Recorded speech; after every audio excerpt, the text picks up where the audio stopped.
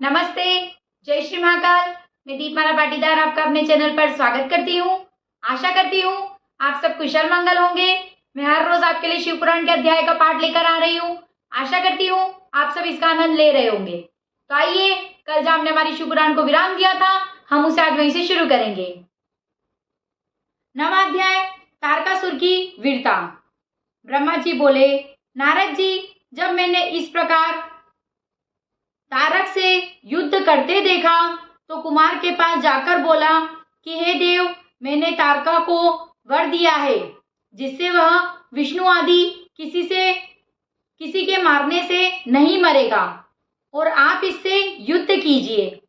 पार्वती सूत, यह आपके सिवा और किसी के मारे नहीं मर सकता। नारद जी, मेरी इस वाणी को सुनकर शंकर तनय कुमार रथ से उतर पैदल हो गए और एक परम कांतिमान उल्का के समान अपनी शक्ति को उठा लिया। तब देवताओं को मारने वाले तारक ने उन्हें देखकर कहा, क्या शत्रुओं पर प्रहार करने वाला वह कुमार यही है? परंतु मैं एक ही वीर इस कुमार को तथा सब वीरों सहित तुम्हारे सब लोकपालों और गणों को युद्ध में मार सकता हूँ। ऐसा कहकर वह महाबली कुमार की ओर वक्र दृष्टि से देखता हुआ अपनी एक परम अद्भुत शक्ति को धारण कर युद्ध करने चला। फिर देवताओं से कहा, अरे मूर्खों, तुमने इस वक्त बालक को मेरे सामने क्यों कर दिया? क्या तुम सबों को और विशेषकर इस विष्णु को ऐसा करते लज्जा नहीं आती? अब मैं जो इस बालक को मारूंगा तो इसका पाप तुम्हें लगेगा, किंतु बालक, तुझे तो अपने प्राण बचाने चाहिए। जा, तू भाग जा, मैं तुझे नहीं मारूंगा। इंद्र और विष्णु की इस निंदा से तारक का पुण्य क्षीण हो गया। इसी समय इंद्र ने अपना वज्र चलाकर उस पर प्रहार कर दिया। वह पृथ्वी पर गिर पड़ा, परंतु तक्षण रोष से उठ खड़ा हुआ। ऐरावत पर चढ़े इंद्र को अपनी शक्ति के प्रहार से धराशायी बना दिया। इंद्र के गिर जाने से देवताओं में हाहाकार मच गया। तारक ने उस गिरे हुए इंद्र को अपने पैर से भी प्रमाणित किया। इससे भी उसका धर्म क्षीण हुआ। यह देख विष्णु जी ने उस पर अपना चक्र चला दिया। विष्णु के चक्र ने उसे पीड़ित कर धाराशायी बना दिया, परंतु वह शीघ्र ही उठ पड़ा और अपनी प्रचंड शक्ति से विष्णु को मारा तो वे भी तत्काल ही मूर्छित हो पृथ्वी पर गिर पड़े और देवताओं में हाहाकार मच गया। विष्णु जी जब तक उठे कि वीरभद्र ने अपना प्रचंड शूल लेकर उसी प्रतापशाली दैत्य पर आक्रमण कर दिया। उसके लगने से तारकासुर भूमि पर गिर पड़ा, किंतु तत्क्षण उठकर उसने अपनी शक्ति वाला वीरभद्र को भी धराशायी कर दिया। क्षण भर में वीरभद्र को मूर्छा आ गई। देवता हाहाकार करने लगे। तारकासुर महाकाल के समान चमकने लगा। 10वां अध्याय, तारकासुर वध। ब्रह्मा जी बोले, अब शिवजी के चरणों का ध्यान कर कुमार अपने असंख्य गणों को साथ लिए हुए उस असुर को मारने के लिए उससे युद्ध करने लगे। देवताओं ने जय जयकार की। ऋषियों ने अपनी श्रेष्ठ वाणी से उनकी स्तुति की। तारकासुर और कुमार का भयानक युद्ध हुआ। दोनों वीर हाथ में शक्ति लेकर परस्पर युद्ध करने लगे। दोनों महाबली एक दूसरे पर भीषण प्रहार करने लगे। मंत्रों से दोनों परस्पर युद्ध करने लगे। एक दूसरे के साधक हुए। एक ने दूसरे की वध की इच्छा से युद्ध किया। दोनों अंग प्रत्यंग घायल हुए। सब देवता और गंधर्व बैठकर संग्राम देखने और यह कहने लगे कि देखें किसकी विजय होती है। कार्तिकेय ने शीघ्र ही तारक की छाती पर अपनी शक्ति चला दी। इसके उत्तर में तारक ने भी कुमार पर अपनी शक्ति छोड़ी। उसके आघात से शंकर पुत्र मूर्छित हो गए, परंतु से महर्षियों से प्रार्थित होते ही क्षण मात्र में ही उठ बैठे। सिंह के समान गर्जन कर फिर उस पर अपनी शक्ति छोड़ी। दोनों ने शक्ति से एक दूसरे को आघात पहुंचाया। फिर श्री पार्वती जी और शंकर जी को मन ही मन प्रणाम करते हुए तारक को मारने के लिए कुमार ने अपनी एक दूसरी प्रबल शक्ति उठा ली और शीघ्र ही चलाकर जो उस असुर की छाती में मारा तो वह शीघ्र ही विदीर्ण होकर पृथ्वी पर गिर पड़ा। वह महाबली असुर सबके देखते देखते नष्ट हो गया। कुमार ने फिर उस पर प्रहार न किया।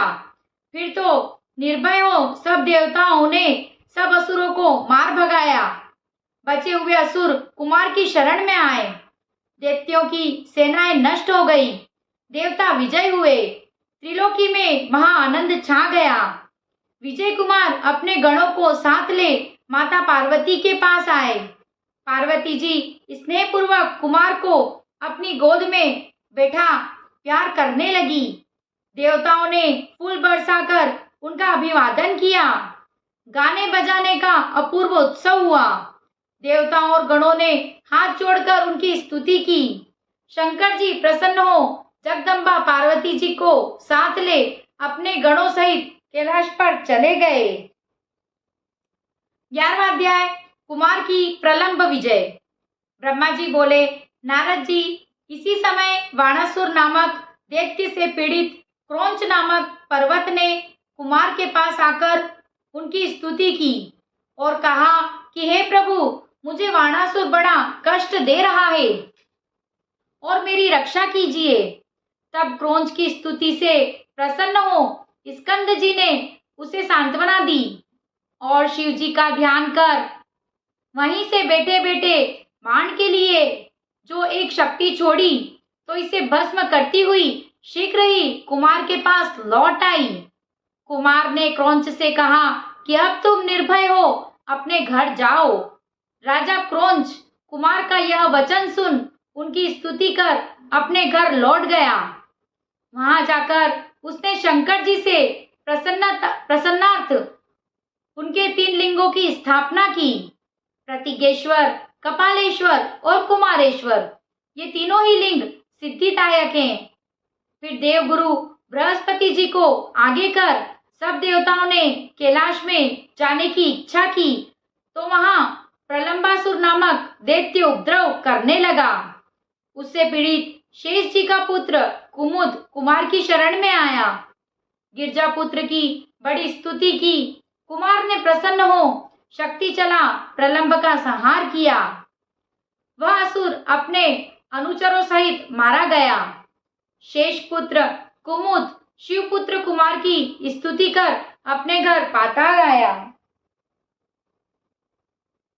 आज की शिव कथा को हम यही विराम देंगे और अब करेंगे शिव जी की आरती।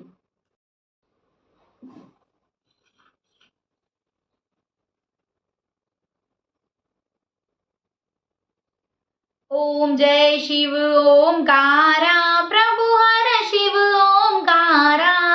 ब्रह्मा विष्णु सदा शिव, ब्रह्मा विष्णु सदा शिव, अर्धांगी धारा।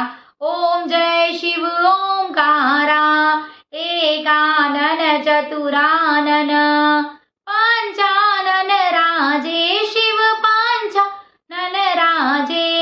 हंसानन गरुड़ासन, हंसानन गरुड़ासन, विश्वाहन साजे। ओम जय शिव ओंकारा, 2 भुज 4 चतुर भुज, 10 भुज से सोहे शिव 10 भुज से सोहे। तीनों रूप निरखता, शिव जी का रूप निरखता, त्रिभुवन मन मोहे। ओम जय शिव ओंकारा, अक्षमाला वनमाला, मुंडमाला धारी शिव मुंडमाला धारी। चंदन मृग मृग चंदा, चंदन मृग मृग चंदा, भोले शुभकारी। ओम जय शिव ओंकारा। श्वेतांबर पीतांबर बागंबरी अंगे शिव बागंबरी अंगे ब्रह्मादिक सनकादिक सनकादिक ब्रह्मादिक प्रेतादिक संगे ओम जय शिव ओंकारा करके मध्य का मंडला चक्र त्रिशूल धरता शिव चक्र त्रिशूल धरता जग करता जग हरता दुख हरता सुख करता जग पालन करता ओम जय शिव ओंकारा ब्रह्मा विष्णु सदा शिव जानत अविवेका शिव जानत अविवेका प्रणवाक्षर के मध्य प्रणवाक्षर के मध्य यह तीनों एका ओम जय शिव ओंकारा त्रिगुण स्वामी जी की आरती जो कोई नर गावे शिव जो कोई जन गावे कहत शिवानंद स्वामी मनवांचित पावे ओम जय शिव ओंकारा ओम जय हर हर महादेव।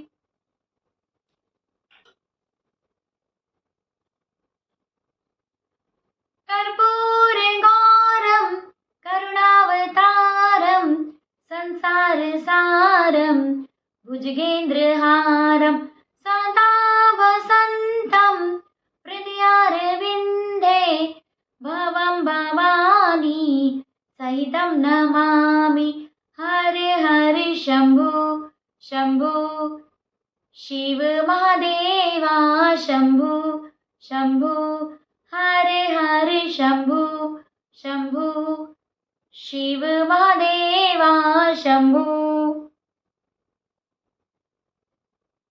अगर आपको मेरा वीडियो पसंद आया हो तो इसे लाइक करें, शेयर करें, मेरे चैनल को सब्सक्राइब करें। Thank you. जय श्री महाकाल।